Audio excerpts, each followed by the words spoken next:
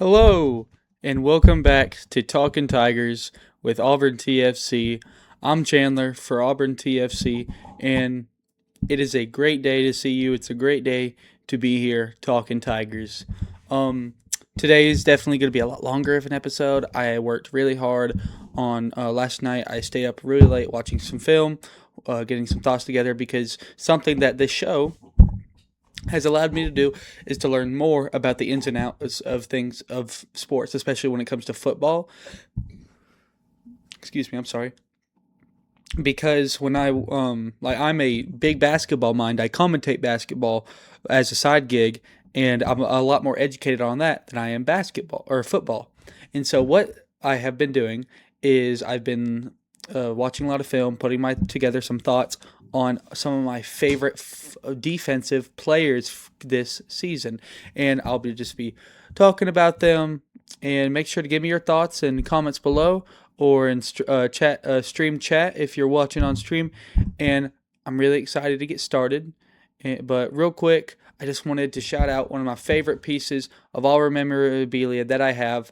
I can't really stand up right now, but this is a Anthony McLemore jersey. I've had it for a long time, and it might even be my Merch Monday item. But I'm really excited to start this episode, and I put a lot of work into it, so I hope y'all enjoy. So just to start off, uh, I want to talk about the defense. The defense this year is coming off a season where it really carried the team on so many sides of the coin. Like we lost about 5 games, 5 to 6 games by one score. And what's the reason for that? Our defense. And our offense, if our offense was just, mediocre, because last year it was bad. If it was just mediocre or average last year, we could have won at least 8 games, 7 to 8 games, I firmly believe. But this year, with a much better looking offense and a even potentially better looking defense, this season is obviously poised to go a lot better. Now, will that happen? Like, will it be some? Do I want to cement in stone that this defense will be better? No, because you've lost players to the NFL draft.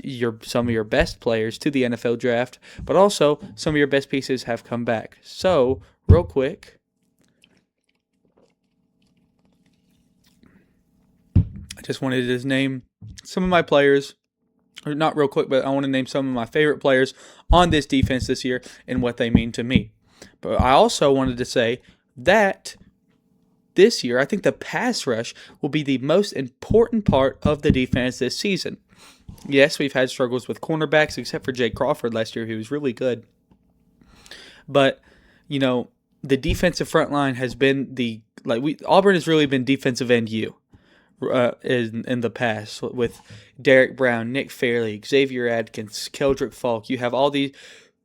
Excuse me again. You have these players who are on your line, who just are some dogs. So I'm excited to look for more of that. Look for more of those junkyard dogs, those strong players that are on this defensive front. Now, however, our second and third levels of the defense are something to look out for as well. You have Xavier Adkins at that will linebacker spot, who is there to stop the run, sit there back in coverage. He had a reception last year against Texas A&M that was almost about a 78-yard touchdown, but he was stopped just short. But this year you have a lot of hope in this defense. And to start off, I just want to go ahead and say Malik Autry is one of the more interesting stories on this defensive front. The rising sophomore has been quoted as saying that he's lost over 20 pounds. In an interview with Al.com, he said, "When I started college, I was about 338 pounds. I'm about 314 now. I just want to shape my body to come off the line faster, run more, and be able to play more snaps." This stands out to me as incredible maturity from an underclassman. He's only a sophomore, and he's already learning from others and from his experiences. Yes, he didn't get that many snaps this during his freshman year, but he is already showing the maturity of someone who's a junior. So I'm really excited to see what he can do. I'm really excited to see what he can do with a bigger workload at a lower weight with, like you said, more speed. He's able to play more snaps, and really, it can all come together as an opportunity for him to break out. Now, I also wanted to talk about Jared Smith. Under DJ Durkin, the buck position has been people who can set the edge and chase down elusive quarterbacks.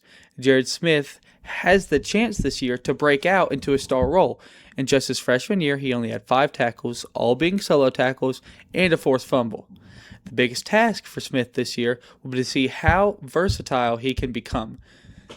His interception at A-Day certainly shows promise of what he can do in coverage as well. Now, he's going to have to get used to being a hybrid, kind of like an edge rusher and a primary run-stopping inside linebacker. And we're just going to have to look to see, the SEC is a conference with lots of great running backs, and can he flourish at this position? Can he take the bigger workload? Can he succeed? I think he can. But you're going to have to see it. You're going to have to see it to believe it. But I certainly believe that he can do it. And the kind of promise he has with the yes, it's only 5 tackles, but for all of them being solo and a forced fumble, something to look out for. Now, for DeMarcus Riddick, he's coming into his junior year, and he'll still be backing up Xavier Atkins at that will linebacker position. Look for him to become an all-around linebacker this season, a Swiss Army knife, if you will, with so many good linebackers right in front of him. He's going to have to learn how to do a lot of different things. You have people like Elijah Melendez, Xavier Atkins. You have Jared Smith in front of them, and then you have people who like Bryce Diaz, Chris Murray, who are kind of in that second slot with him, who can also move around a little bit. But I just think that DeMarcus Riddick, he's in his junior year, he has to look to be more versatile. Like I just said, he needs to be able to learn how to come off the edge and stop and go get the quarterback, like we know he can do. He needs to learn how to step back into coverage, cover the ball, cover that little middle spot of the field, stop the run. He needs to become that all-in-one package that he has the ability to do, but he has to want to do that. And certainly we know what he can do when it comes to coming off the edge, getting the quarterback, but let's see a little bit more of him dropping back into coverage and stopping these fast running backs or slot receivers or just that little middle area. Can he become better at that? And there's the player that everybody already knows, everybody already loves on this Auburn football team. It's Xavier Atkins. This is the guy that everyone knows what he can do. Everyone knows he knows what to do. He can do what it takes to win on the defensive side of the ball. In his sophomore season, he had 3 games with double-digit tackles, 3 of them. And in one of them, he had 10 solo tackles. In 2025, he had 84 total tackles, with 60 of them being solo tackles. He's gotten a lot of hype, and it's certainly deserved. He'll also very confidently be a Butkus Award finalist, or he's in the running for the Butkus Award, and he could potentially be a winner of that award. But how can he improve this already spectacular skill set? Being the kind of linebacker that he is, yes, he's strong and fast enough to chase down quarterbacks, but he really flourished this season being in the middle of the field, being at that will linebacker position and stopping the run, chasing down receivers that are in that short slant area and getting powerful boom tackles. Just really knocking people down, and I'm excited to see more of that. But let's see if he can upgrade his skill set in pass coverage more. Last year he only had 1 interception. Yes, that interception was almost a touchdown against Texas A&M. But let's see if he can, keep doing the 84 tackles, the 60 solo, the forced fumbles, the QB hurries, the assisted tackles, like all of these stats that we see he can do, all of this damage we've seen he can do. He's really just a one-man wrecking crew. But let's see him get a little bit more interceptions. Let's see what exactly he can do when it comes to the pass coverage more. If he can do all that and they get, 3 to 4 more interceptions, or not 3 to 4 more, but 3 to 4 total interceptions instead of just one, who knows what could happen? Who knows what he could do? Who knows what he could become? And that's something that we could definitely need when it comes to our breakout linebacker like that. And if he does that, and he decides to, go to the draft, who knows what could happen. Now, I want to move on to Eric Winters, and free safety is one of those positions where you really only see very experienced players. Players who can do a little bit of everything. They can cover. They can, really, as a safety, you're going to stay in that area. But, who can help cover, but stay in his own area. If you're in a zone, sit there, wait for plays to happen, wait for things to come to him, or have the ability to go and make plays that are necessary to stop the offensive game. Now, a sophomore playing this position, it wasn't really on my bucket list for 2026, but with the more film that I watch and more of the videos that I see, the maturity that he shows. I saw a interview with Al.com where he's just so well spoken. They talked about the Iron Bowl period during practice where they played Dixieland Delight, and he was like, obviously, we know what to say there with how much this rivalry means, but he keeps talking about he wanted to join Auburn and stay with Auburn to bring this defense and bring this team back to the standard that it once was, with players like Nick Fairley and Derek Brown. The standard that Auburn has set in the past that hasn't really been followed lately. He wants to help achieve that, and that just shows the kind of man he is, the kind of guy he is. He has all the intangibles necessary for success, along with the instincts of a veteran to help him use those gifts for success. And I can't wait to see Eric Winters in a potential starting role and see exactly what he can do. I know more about defensive front lines and linebackers because that's more simple, but when it comes to these safeties and coverage players, I'm still learning a lot. And the more I learn about Eric Winters, the more I love to see from him and the more I want to see from him. Now, the only true coverage guy that I'm going to touch on today is Rashawn Pleasant. Right now, it's looking like he's going to be at that left cornerback position, and he's going to be covering basically your opponent's best receivers. And we know what he can do when it comes to his speed. I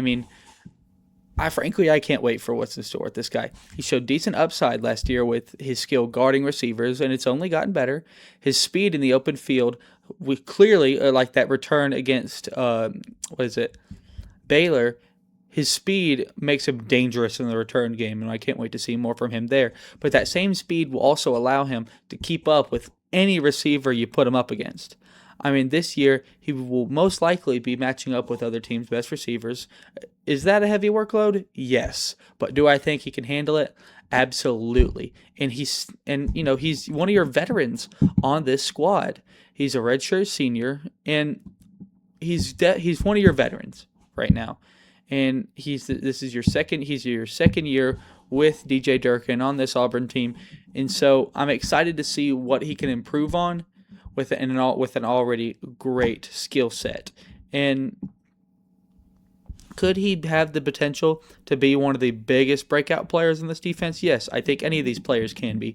But I think Rashawn Pleasant will be definitely your best coverage guy this year.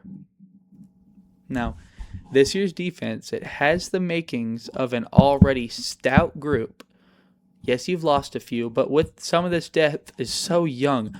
I mean, you look at players like Jared Smith, Jordan Crawford, Malik Autry. You have players like Bryce Diaz, Gavin Jenkins. You have Blake Woodby, New Boy Fagans, and you have Eric Winters. I just said him. But with that, you also have a veteran presence like Deshaun Womack, Dallas Walker, Cody Siegler. You have Xavier Adkins. You have Rayshawn Pleasant, Caleb Harris. I can go on and on about the yin and yang when it comes to this defense. You have guys who are really young, and then you have your veteran presence. Now, with the makings of this stout group and this depth being so young, it could be a huge stepping stone year going into year 2 of Golish. However, I'm not looking for the future right now. I'm looking at how good this team is right now, and there's a lot of upside with it. And so, you're gonna have to look for the leadership of Xavier Adkins, Rayshawn Pleasant, Dallas Walker, Cody Siegler, and all these other defensive veterans that I've named. Let's see exactly what they can do and help the younger guys. Now, real quick, I do want to touch on a couple things with the offense that I haven't talked a whole lot about. And I wanted to talk about I've talked a good bit about your receiving game, but I want to mention that other part of the offense. I've talked about the receiving game, Byron Brown's importance, our running back room. I haven't touched a whole lot about offensive line. I will soon. Still educating myself on that. I want to be completely open. But, last year you had struggles on the special team side of things, especially when it comes to kicking. And this year Alex McPherson will come back, and you don't have Towns McGill anymore. You don't have your place kickers that really were good, that were really good, but you know what I mean. I mean, the kicking wasn't the best last year. In the recent years. However, Alex McPherson, he's your redshirt senior. He's coming off of, the health problems that he suffered last year, and he was a fighter. I mean, there's nothing but respect for Alex McPherson and what he's done. And this year will definitely be a great opportunity to follow in his brother's footsteps and have a breakout year. Now, is he as good as his brother? No, he's not. But that kicking, lineage that you have at Auburn with, Daniel Carlson, Anders Carlson, and now you have Alex McPherson, among lots of other kickers. I could go on and on about great Auburn kickers. Alex McPherson has a chance here to cement himself in when it comes to the best single seasons. He has every tool necessary to become one of the best kickers in the SEC or even in the country. But we just need to see it. Now, also, something you've lost is Oscar Chapman. Oscar Chapman, your punter that has just done nothing but work wonders. He has been an insanely good punter for you throughout his career at Auburn. And now you have Hudson Keck, your transfer senior. Let's see what he can do. Let's see. I mean, there's not a whole lot you can say about punters other than put it as close to the other line as you can without going past, But it's just something that you got to touch on every now and then, something that you got to mention. And, these special teams players can end up changing games. These special team plays end up changing games. I mean, if you have like a 30-yard punt and a 50-yard punt, that can mean the difference between the tone that is set for your defense, like, oh my gosh, that's a short punt. We're going to have to carry this now. And then you have, let's say you have your 50-yard punt and you get close to the other side of the field's goal line, the opposite goal line, your defense is like, all right, they set us up. You're hype. You're getting ready to dominate. So it's the type of game that your defense is going to be playing is, first of all, set by your punting, by your special teams unit. And now, real quick, I just wanted to take a moment to thank my sponsor, Barnes Supply. Barnes Supply has been sponsoring me for a long time not just, and I'm not talking about this podcast just specifically, but I'm also talking about from TFL days. And this hat specifically is a hat that he sent me. He was so nice. He's so nice, and he sent me this hat. And since I got this hat, I have loved it. And one of my favorite things about this hat is I wear headphones with hats a lot, and I know a lot of people do as well. And I know a lot of people that struggle with this is when you're wearing a hat, it's the button on top, this whole general area right here. It's not just the button, this whole area right here. It's too firm, it's too soft, it's not comfortable. And for some people, it hurts their head. With this hat, that's not a struggle you're going to have. They're durable, they're comfortable, they form very easily. They're not hard. You have hats that are hard, not firm. This is a firm hat, and it's durable. I mean, I've been wearing this hat just about every other day or any day that I go out to do outside work or when I'm podcasting, and I love it. It's durable. The labels stay on, and that's not coming off your head. And for someone like me who has a big head, size matters when it comes to hats. This one is on only the 3rd notch. That's huge. That means I can keep wearing this hat for a very long time. And I might even have this hat for a lot longer than, I should be, really.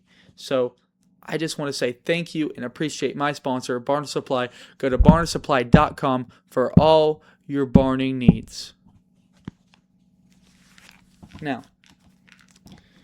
I want to move on to basketball. Basketball is something that I'm much more educated on, and I've given bits and pieces of here are my thoughts on transfers. Here's a little bit about Talkin KO. Here's this is George Kimball. What is he going to be doing? I wanted to really give my projected starting 5 plus 6th man for this year's Auburn Tiger team. Now, I'm just going to go 1 through 5 and then your 6 men and give my thoughts on them. Now, first off, your 1 is obviously going to be Todd Pettiford. Todd Pettiford returns for his junior year after less than a desirable sophomore season, where he only averaged 15 points per game on frankly terrible efficiency. With this being said, he is still by far one of the best players on the team with the highest upside. The player he knows he can be will be what we need to have a successful season this year. I mean, so to elaborate on that, we know what he can do. I mean, off the bench, his freshman year, he made a Final Four. And he was a huge part of that Final Four team. That kind of spot to, sub in at that shooting guard position while Denver was running the 1. And then sometimes he ran the 1, but coming in, hit a couple shots, get your team hyped up, and then sub out. Now, this past season, he had the ball in his hand a lot more than he was used to, and that's why I think he kind of struggled. But coming into this junior year, he has very little excuses to bring back the production value that we know he can give. My expectations for him is he should be averaging around 20 to 25 points, that range. 18 would be a low end for me. But still, I think about 20 points, 4 rebounds, and then, 6 to 8 assists, 5 to 8 assist range. And then, but at your shooting guard position, at the 2, I have Kevin Overton. KO's coming off of a season where he was just one of the most polarizing players on this team. He's hit several clutch shots in meaningful moments. 2 of his shots were game tires to go into overtime.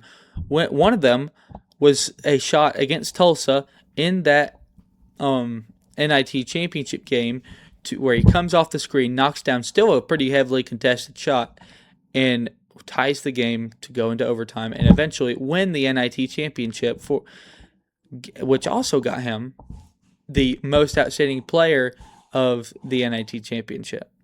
And the fact that he and Tahad, I like to think that they got together and we know we can do this. You had a you had a decent season. I had a mid-season. And now we can come back, develop ourselves, develop this friendship, develop this team as leaders, And that, for me, will be one of the biggest storylines to follow this season. At your 3, at your small forward position, I want to put Montes Rubstavicius. Rubstavicius. I'm trying my best. Rubstavicius. I'm not trying to butcher it, but he's an incoming player from Latvia. He's a 6'6" knockdown shooter whose best quality is his ability to come off screens on and off the ball. So what that really means, if you don't know, is he has the ability to come off screens efficiently with the ball in his hand, coming off on a drive, or coming back around the 3-point line, or coming off of off-ball screens to catch and shoot threes. Now, this is something that some players are great at, some players are terrible at, because coming off a screen is not just running past somebody. You need to, back off a little bit, step in, and then come out to really set your defender up to be screened. And he has that ability. He has that IQ to do so. And another thing in his package is his ability to drive inside and finish around the rim. He can get into passing lanes. And when it comes to an offensive forward, he has the whole package. He is the whole package if that's what you're looking for. And, look for him to average about, definitely double digits. And for most of his points to come off threes. And really what's going to happen with him is we know the shots he can hit. I mean, I've watched all the film I've watched. He's hitting these crazy shots. But let's look for his efficiency. And if it starts to dip a little bit, consider not pulling minutes, but pulling shots. Let's keep his efficiency above 30% at least from 3. Now, at your 4, at your power forward position, I stand firm on Thomas Dowd. He's the type of player that everyone loves. He's unselfish, he's hard-nosed, and he does whatever it takes to win. He comes off of a season where he averaged 10.1 rebounds per game for the Troy Trojans, the best in the Sun Belt Conference, and he also won the MVP of the Sun Belt Conference Championship. He has the ability to finish inside with the best of them, and that's not by mistake. He ducks his head, and he finds a way to score around the rim when a lot of people can't. He has that ability to put his head down and find whatever it takes to score. Now that's not saying that he chucks up dumb shots or chucks up dumb layups, but he has the strength and the want to find the best shot inside. And he also has that ability to, step out and knock down a couple threes.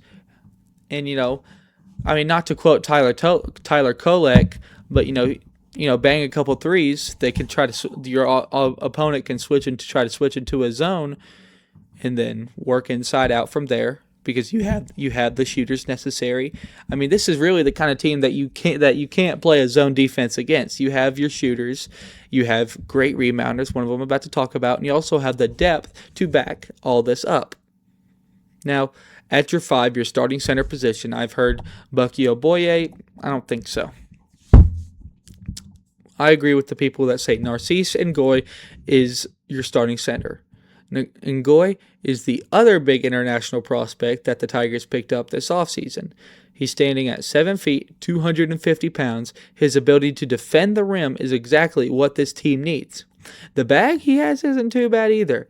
When you see a player like this, they normally just try to rely on their sides to punish inside. Now, Ngoy can do that. He can do that very well. But he also has the ability to hit some smooth drop steps, little spin moves, and, pump fake combo moves, like little Hakeem work. He has all the things you want in a big these days. But, these days you have bigs who can shoot. He can't shoot that well, but but with this lineup right now, we're not going to need him to do. You have a player like Austin Wiley, Dylan Cardwell, and Walker Kessler. Kessler could shoot a little bit, but he was still that big who could go inside and dominate on the rebounding and finishing side of the ball. And his ability is proven to have interest by good basketball teams. I mean, the NBA's Los Angeles Clippers certainly think so. As we know, he's a draft and stash player from this past draft, and it sucks that we're not going to get to see more than this year, but hopefully it'll be a good year to have him for.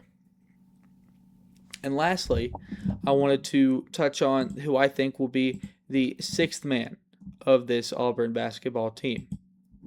George Kimball III. George Kimball III, he's a combo guard from Vanderbilt. SEC proven talent. He won't start this year, but he could have starter level minutes. He can sub in not just for Tahad, he can also sub in for Kevin Overton. If you need to bring Tahad out, slide KO at that one and put George Kimball there. That's a great thing you can do. You could also put George Kimball at the 1. You could put Kimball at the 1, keep KO at the 2, or keep Tahad at the 1, put Kimball at the 2, other way around. There's a lot of things you can do. There's a lot of versatility that comes with this lineup. And one thing that I will say is, I know I say the word versatility or versatile a lot when it comes to basketball and football, but we live in a day and age where players like Blake Griffin or Dennis Rodman, when I'm talking about basketball, or Andrew Bynum are gone. Players who are only inside rebounders, players like that are gone. Players like that are, well, they're not gone, but there's not a whole lot anymore. You have to be able to shoot to be successful these days. And like with football, you need to have linebackers who are strong and fast enough to chase down quarterbacks, chase down running backs, but also who are quick and agile enough to step back into coverage, or cornerbacks who can, just do some of the hardest body movements in all of sports. Quarterbacks who, constantly, you just have dual threat quarterbacks all over the country and all over the just world when it comes to football as a brand, as a sport. There's not a whole lot of just pocket passers or just runners anymore. Versatility is the name of the game, and when it comes to college basketball, George Kimball has that ability. He can sub in for either of your guards, and if you want a small ball lineup, put him at the 3, or put KO at the 3, but I don't see a small ball lineup this year. But anyway, his ability to shoot, it will be very important. Dare I say it be imperative to his output. He averaged 18 points per game on 35% from 3 in the SEC for Vanderbilt this past season. This provides the experience that this guard core needs. And hopefully, you have Caleb Williams that's one of the guards that you have committed right now. He could learn from these guards and by watching them. And now I don't believe Caleb Williams Auburn basketball. Yeah, he's a class of 2026. So yeah, he'll be on the team this year. It should be, if I'm right. But anyway, he could watch these players, watch these guards, and learn from them, because you have a lot of experience from your guard positions. But, I know I was going to only talk about your 6, but also really quick want to touch on Bucky Oboye. I know I already covered all this, but I just want to bring it back and say how important he will be if he can do what is being said, which is step out and hit threes. Like I keep saying, you haven't had the best size lately, or not lately, this past year. You go from a team in 2024 where you had nothing but size to having no size at all, and now you have all the size in the world that you want with, Bucky Oboye, Narcisse Ngoy, Thomas Dowd, and you have all the players necessary to bring out the best in this roster. But just want to bring back the importance of how Bucky Oboye does this season will change a lot, because if he's not able to produce